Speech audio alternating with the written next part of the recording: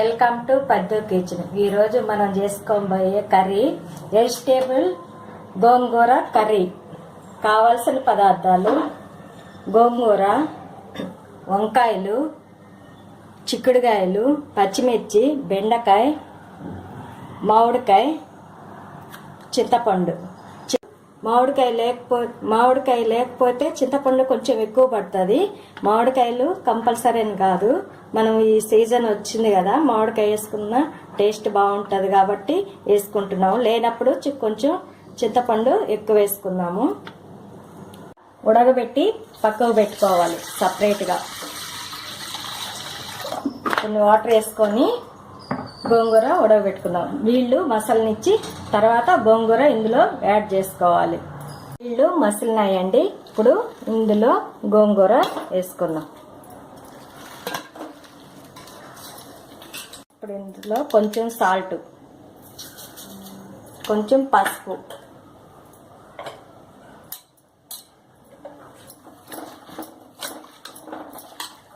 ఇప్పుడు మూత పెట్టుకుందాం.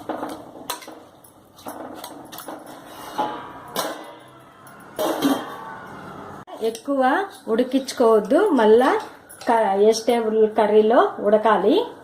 కొంచెం ఇట్లా కొంచెం వేడొచ్చి ఈ విధంగా వచ్చే వరకు హాఫ్ వరకు 50% ఉడికించుకోవాలి. ఇదే నీళ్ళలో కొంచెం సాల్ట్ ఎక్కువ వేసుకోవాలి. సాల్ట్ ఇప్పుడు అన్ని వెజిటేబుల్ ఇందులో వేసుకోవాలి. బెండకాయ ముక్కలు, పచ్చిమిర్చి వేసుకోవాలి. మన కారం తగ్గినట్టు మనం పచ్చిమిర్చి వేసుకోవాలి. ఇలా ఎందుకు వేసుకుంటున్నామంటే గోంగూరలో మనకు ఇవన్నీ వేసిన తర్వాత బాగా ఉడకదు, కొంచెం ఇట్లా వేసి తీసుకుంటే బాగుంటుంది. కర్రీ కూడా టేస్టీగా ఉంటుంది. మనం ఇప్పుడు మూత పెట్టి పక్కకు పెట్టుకున్నాం. చింతపండు తీసి పెట్టుకున్నాం కదా, వాటర్ పోసి చింతపండు నానబెట్టుకున్నాం. తర్వాత మళ్ళీ మామిడికాయ ముక్కలు యాడ్ చేసుకోవాలి. మామిడికాయల ముక్కలు తొందరగా ఉడుకుతాయి కాబట్టి మళ్ళీ తర్వాత యాడ్ చేసుకుందాం.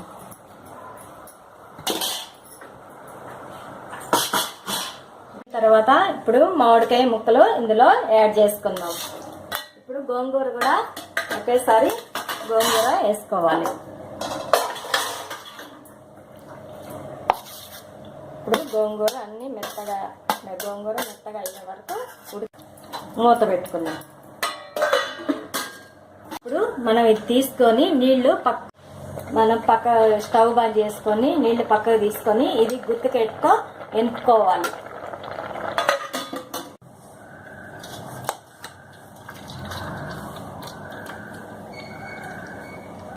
ఈ విధంగా ఎనుపుకోవాలి.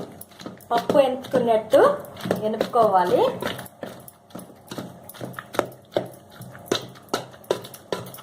మెత్తగా ఎనుపుకోకూడదు, కొంచెం ముక్కలు కనిపించేటట్టు ఎనుపుకుంటే మనకు తినేటప్పుడు కర్రీ చాలా టేస్టీగా ఉంటుంది.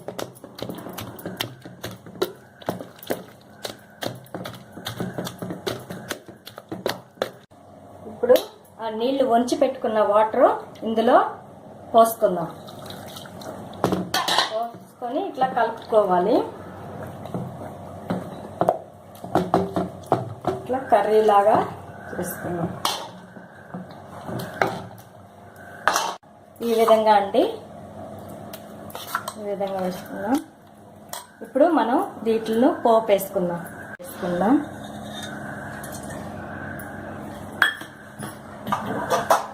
ఇప్పుడు ఆయిల్ హీట్ వచ్చింది కదా, ఆవాలు,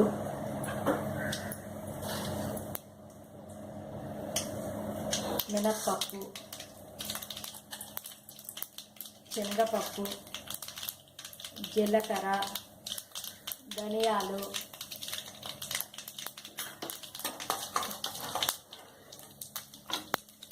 ఎండుమిర్చి,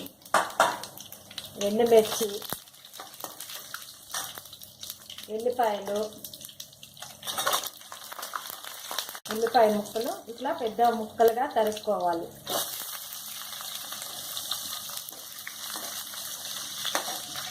కరింపాకు,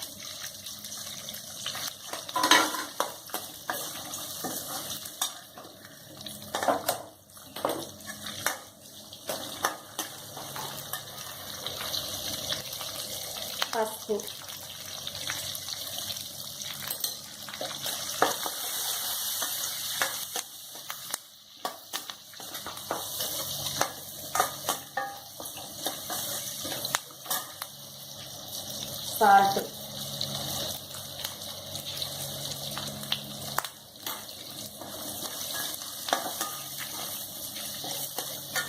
చూసుకొని కర్రీలో మళ్ళా వేసుకున్నాం సాల్ట్, మనకు రుచికి సరిపోయేంత సాల్ట్. ఇందులో చింతపండు రసాన్ని యాడ్ చేసుకున్నాం. కొంచెం మామిడికాయ వేసాం కదా, కొంచెం చింతపండు రసం.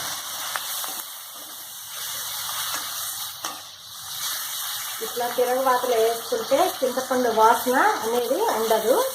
అందులో వేసుకోవాలి, పచ్చివాసన పోతుంది, టేస్ట్ బాగుంటుంది తిరగబాతలో చింతపండు పులుసు పోసుకుంటే.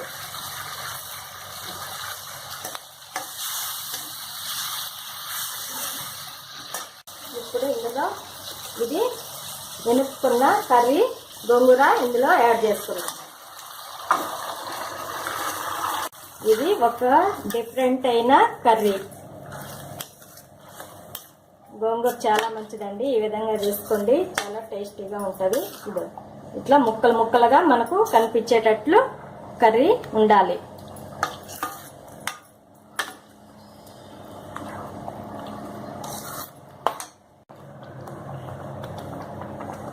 అండి బాగా గట్టిగా అయింది కదా. ఇప్పుడు మనం స్టవ్ బంద్ చేసి ఒక గిన్నెలోకి తీసుకుందాం. గోంగూర వెజిటేబుల్ కర్రీ ఇది చాలా బాగుంటుంది, మీరు ట్రై చేయండి, సూపర్ ఉంటుంది ఈ కర్రీ. ఈ వేడి అన్నంలో నెయ్యి వేసుకుంటే తింటే ఇంకా చాలా బాగుంటుంది.